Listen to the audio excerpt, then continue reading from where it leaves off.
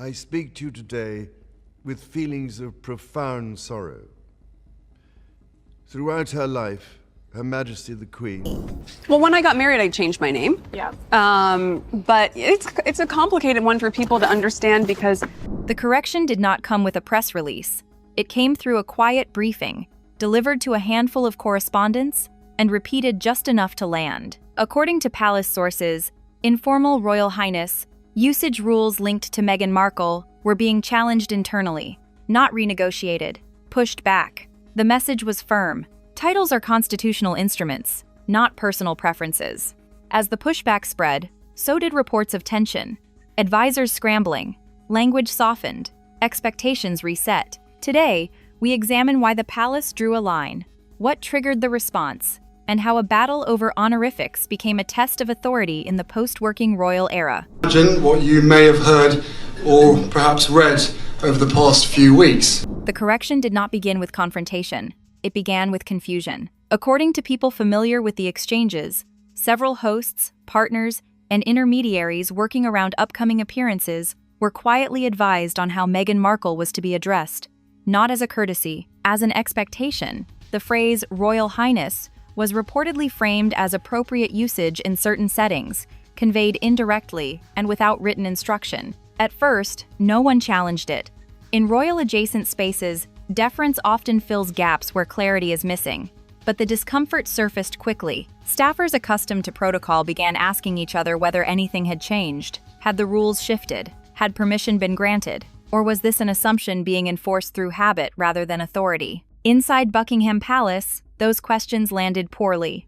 Palace officials are trained to spot informal drift, especially where titles are concerned.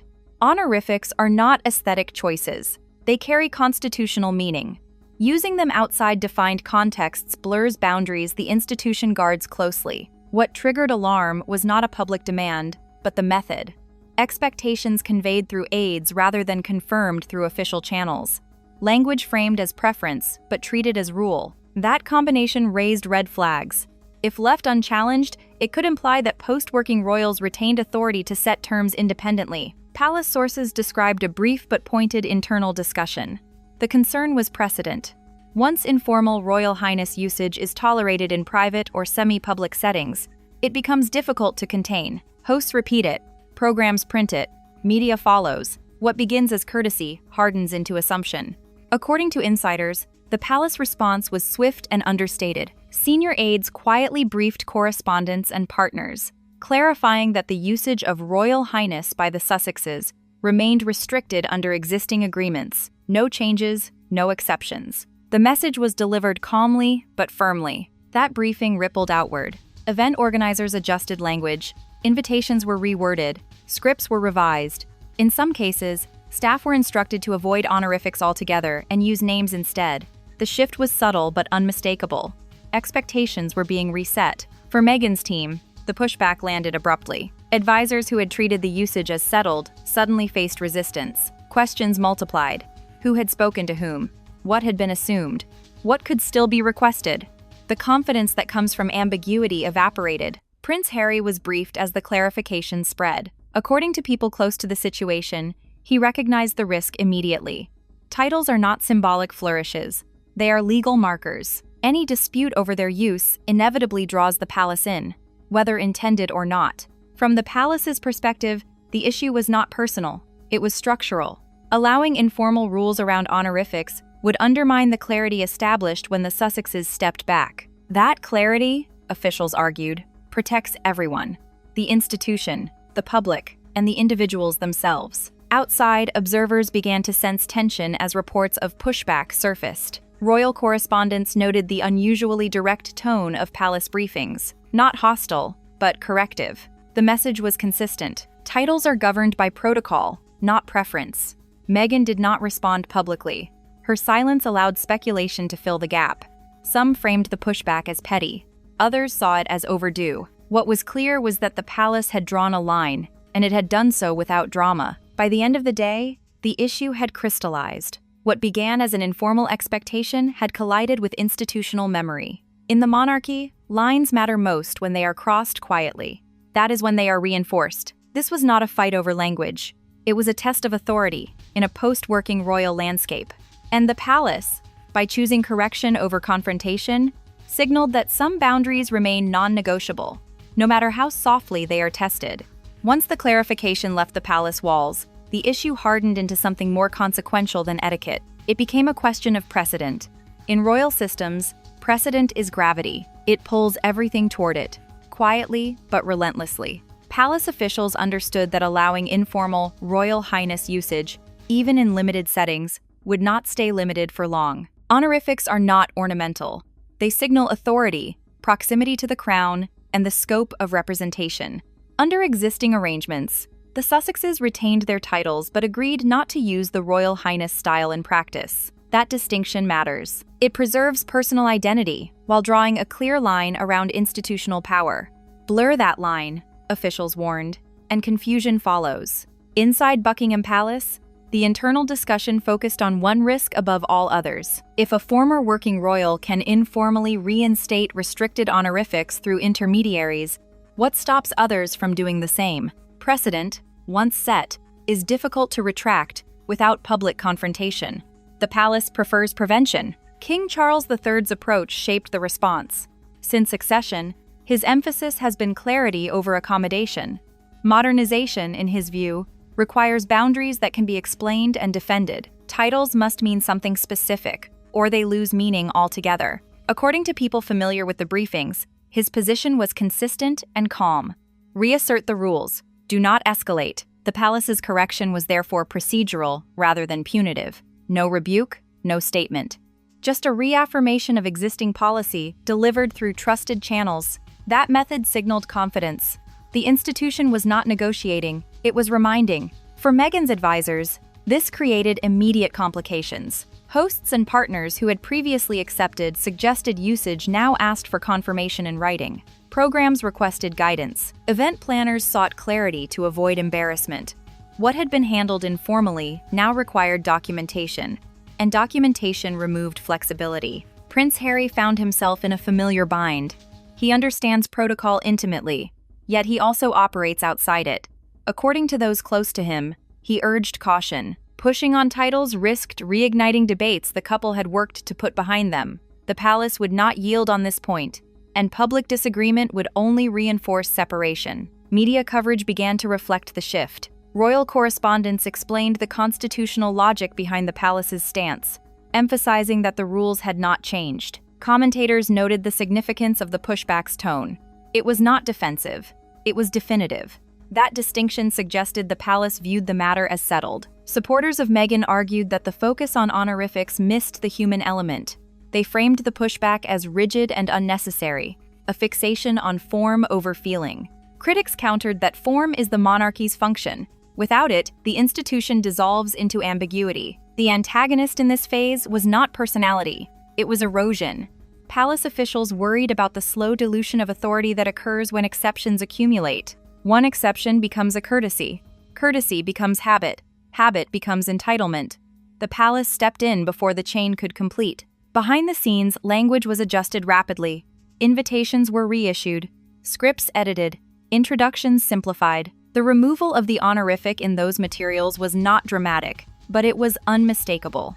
Expectations had been reset, and with them, the power dynamic. Meghan remained publicly silent, but those close to the situation described a growing sense of urgency within her circle. Advisors scrambled to ensure that no further misunderstandings occurred. What had been treated as an acceptable gray area was now firmly black and white. By the end of this stage, the outcome was clear. The palace had reasserted control not through confrontation, but through consistency. Titles would be used according to established rules. No informal carve-outs, no private interpretations. This was the monarchy operating as designed, slow to engage, quick to correct, unwilling to negotiate its symbols. And for Meghan, the message landed with uncomfortable clarity. In a post-working royal reality, authority does not travel through implication. It requires office. Without it, even familiar titles become non-negotiable. The shift was not announced, it was felt. According to people familiar with the internal scramble, the moment palace clarification began circulating, confidence inside Meghan Markle's advisory circle drained almost immediately. What had been treated as settled custom was suddenly exposed as assumption. and assumption collapses the moment it meets formal authority. The first signs appeared in language. Emails were revised mid-thread. Call sheets were updated. Phrases that had previously included Royal Highness were softened, then removed. Advisors moved quickly, not to rebut the palace, but to erase evidence that expectations had ever existed. This was not retreat by statement. It was retreat by edit. Hosts and partners noticed. Some reached back asking for clarity, others for confirmation.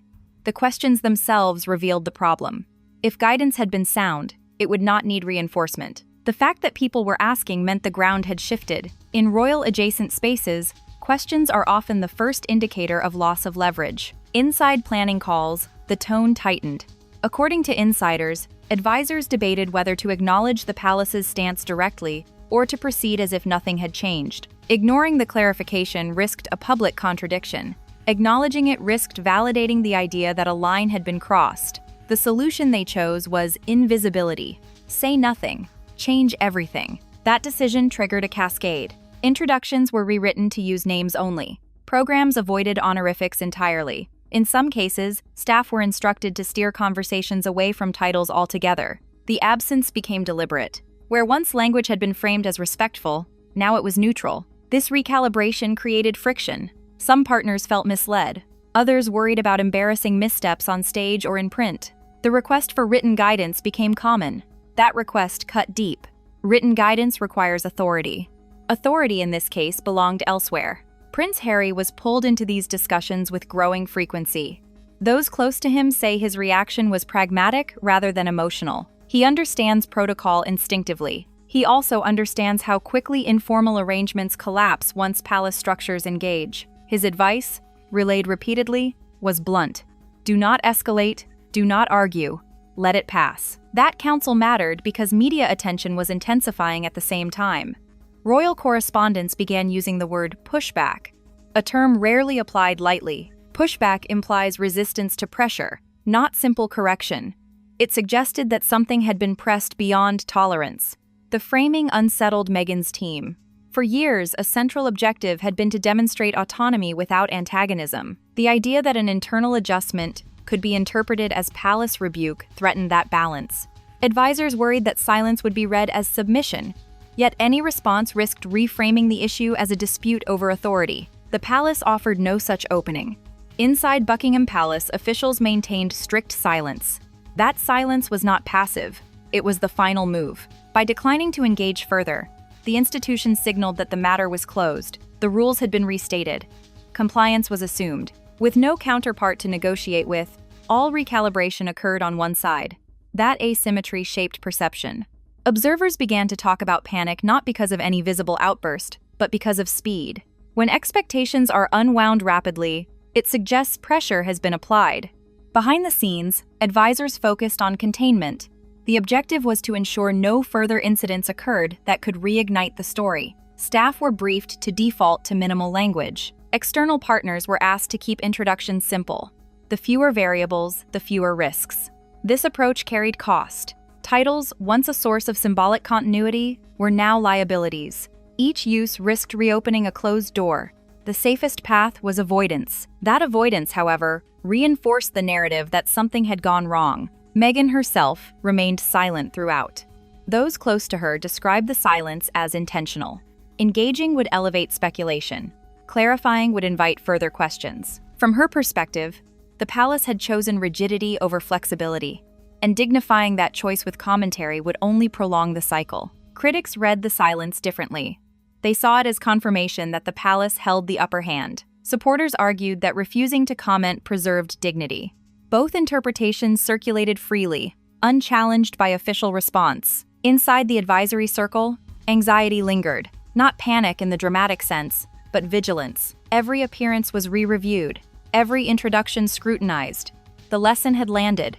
Informal authority does not survive contact with formal protocol. Media analysis leaned into that lesson. Commentators framed the episode as a reminder that titles are not personal branding tools.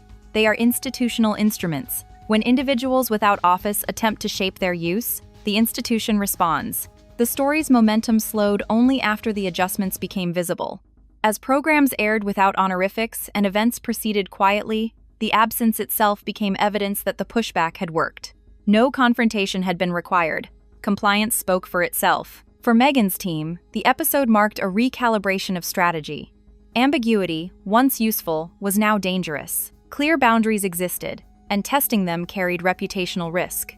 Future engagements would need to operate within those limits, whether welcomed or not. This was not defeat, but it was correction. In royal ecosystems, correction often matters more than confrontation. It reinforces hierarchy without spectacle. It restores order without apology. The antagonist in this chapter was exposure, the moment when an informal system collided with a formal one and discovered which carried weight.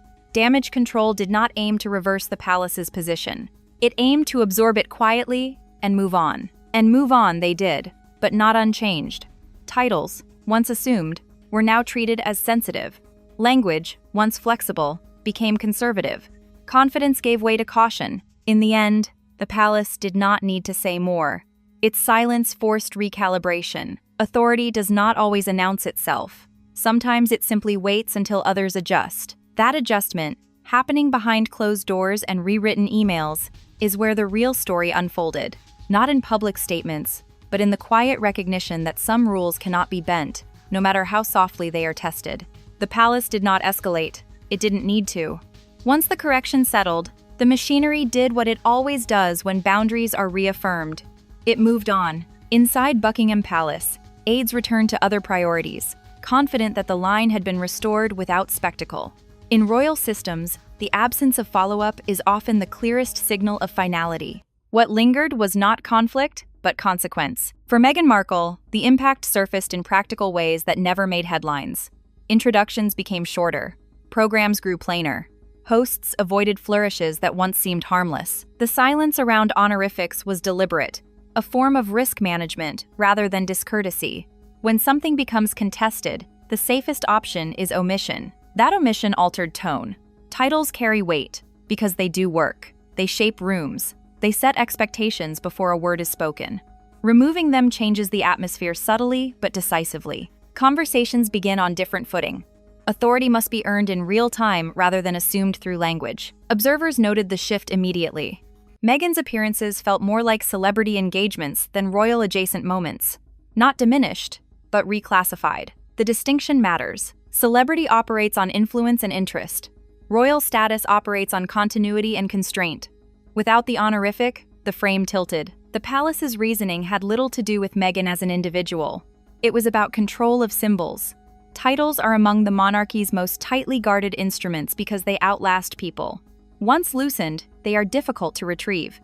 Palace officials understood that allowing informal usage would invite future challenges, not only from the Sussexes, but from anyone operating at the edges of royal identity. King Charles III's approach shaped the outcome even in his absence.